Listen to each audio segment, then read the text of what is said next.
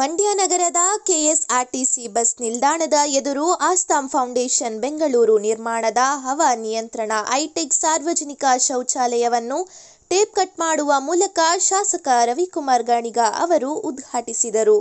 ಈ ಸಂದರ್ಭದಲ್ಲಿ ನಗರಸಭೆ ಮಾಜಿ ಅಧ್ಯಕ್ಷ ಎಚ್ಎಸ್ ಮಂಜು, ಬ್ಲಾಕ್ ಕಾಂಗ್ರೆಸ್ ಅಧ್ಯಕ್ಷ ರುದ್ರಪ್ಪ, ನಗರಸಭೆ ಸದಸ್ಯರುಗಳಾದ ಶ್ರೀಧರ್, ರಾಮಲಿಂಗು, ನಗರಸಭೆ ಎಇಇ ರವಿಕುಮಾರ್ ಹಾಗೂ ಇತರರು ಉಪಸ್ಥಿತರಿದ್ದರು.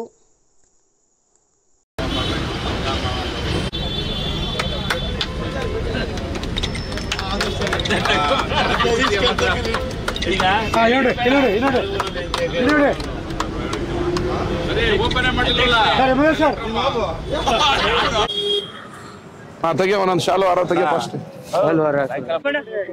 ಮಂಜಾಣ ಬರ್ರಿ ಬರ್ರಿ ಬರ್ರಿ ಮಂಜಾಣ ಬರ್ರಿ ಕೊಳೆ ಹಾಕಿ ಹಿಂದೆ ಅಧ್ಯಕ್ಷತೆ ಎಲ್ಲ ಏನಾರ ಅಲ್ಲಿ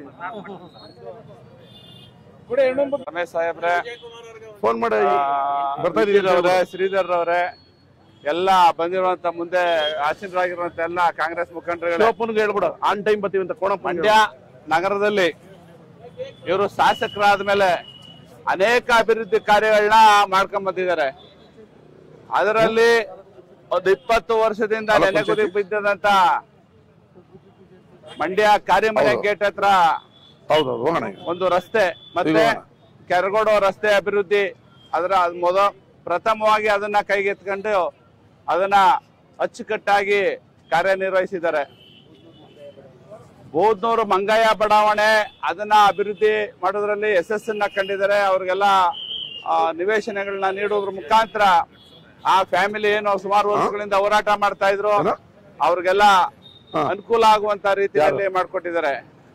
ಮಂಡ್ಯ ನಗರದಲ್ಲಿ ನಂದಾ ಟಾಕೀಸ್ ಇಂದ ಕಾರಿಮನೆ ಗೇಟ್ ಅವ್ರಿಗೆ ಓಡಾಡಕ್ಕೆ ಆಯ್ತಾ ಇರಲಿಲ್ಲ. ರೋಡ್ 5 ಅಡಿ 4 ಅಡಿ 3 ಅಡಿ ಹಳ್ಳ ಬಿದ್ದಿತ್ತು. ಶುಗರ್ ಫ್ಯಾಕ್ಟ್ರಿಗೂ ಬರೋಕ್ ಆಯ್ತಿಲ್ಲ. ರೈತರು ಎತ್ತಿನ ಗಾಡಿ ಆಗ್ಲಿ, ಲಾರಿ ಆಗ್ಲಿ, ಟ್ರಾಕ್ಟರ್ ಆಗ್ಲಿ ಬರೋಕ್ ಆಗ್ತಿರ್ಲಿಲ್ಲ. ಆ ಅಭಿವೃದ್ಧಿ ಮಾಡ್ತಾ ಇದಾರೆ. ಈಗ ಉದ್ದಕ್ಕೂ ನೋಡ್ತಾ ಇದ್ರಿ, ಈ ಕೂತಿರೋ ಜಾಗನೂ ಸೇರಿ ಹೇಳ್ತಾ ಇದೀನಿ, 33-40 ಕೋಟಿನಲ್ಲಿ ರಸ್ತೆ ಅಭಿವೃದ್ಧಿ ಹಾಗೂ ಈ ಫುಟ್ಪಾತ್ ನ ನವೀಕರಣ ಮಾಡ್ತಾ ಇದಾರೆ.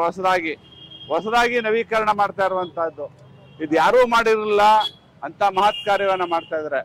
ಈ ದಿನ ಈ ಶುಭ ದಿನದಲ್ಲಿ ಕರ್ನಾಟಕದಲ್ಲೇ ಎಲ್ಲೂ ಇಲ್ವೇನೋ AC ಶೌಚಾಲಯಗಳಿರ್ಬೋದು, AC ಶೌಚಾಲಯ ಕರ್ನಾಟಕದಲ್ಲಿ ಎಲ್ಲೂ ಇಲ್ಲ. ಅಂತ ಮಹತ್ ಕಾರ್ಯವನ್ನ ಮಂಡ್ಯ ನಗರದಲ್ಲಿ 2-3 ಕಡೆ AC ಶೌಚಾಲಯವನ್ನ ಮಾಡಿ ಸಾರ್ವಜನಿಕರಿಗೆ ಸಮರ್ಪಣೆ ಮಾಡ್ತಾ ಇದ್ದಾರೆ.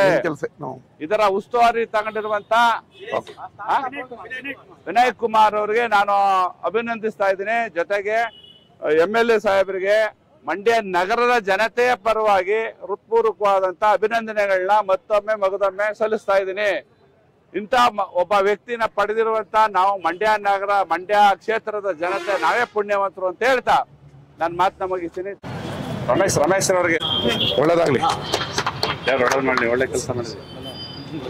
ಮಂಡ್ಯ ಬದಲಾಗಬೇಕು, ಮತ್ತೆ ಮನುಷ್ಯನಿಗೆ 2 ಟೈಮಲ್ಲಿ ನೆಮ್ಮದಿ ಇರಬೇಕು. ಒಂದು ನಿದ್ದೆ ಮಾಡುವಾಗ, ಇನ್ನೊಂದು ಶೌಚಾಲಯಕ್ಕೆ ಹೋಗುವಾಗ. ಇವತ್ತು ಮಂಡ್ಯ ನಗರದಲ್ಲಿ ಸುಸರ್ಜಿತವಾದ ಶೌಚಾಲಯಗಳಿರಲಿಲ್ಲ, ಎಲ್ಲ ಗಬ್ಬು ನಾಡ್ತಾ ಇದ್ವಿ. ಅದರಿಂದ ಮಂಡ್ಯಕ್ಕೆ ಹೊಸ ಹೈಟೆಕ್ ಸ್ಪರ್ಶ ಕೊಡಬೇಕು.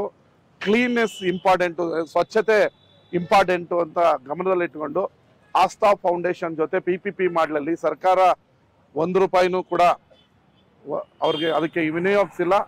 ಖಾಸಗಿಯವರ ದುಡ್ಡಲ್ಲೇ ಇದನ್ನು ನಿರ್ಮಾಣ ಮಾಡಿದ್ದಾರೆ. ಕೇವಲ 5 ರೂಪಾಯಿ ಮಾತ್ರ ಅವರು ಚಾರ್ಜ್ ಮಾಡ್ತಾ ಇದ್ದಾರೆ.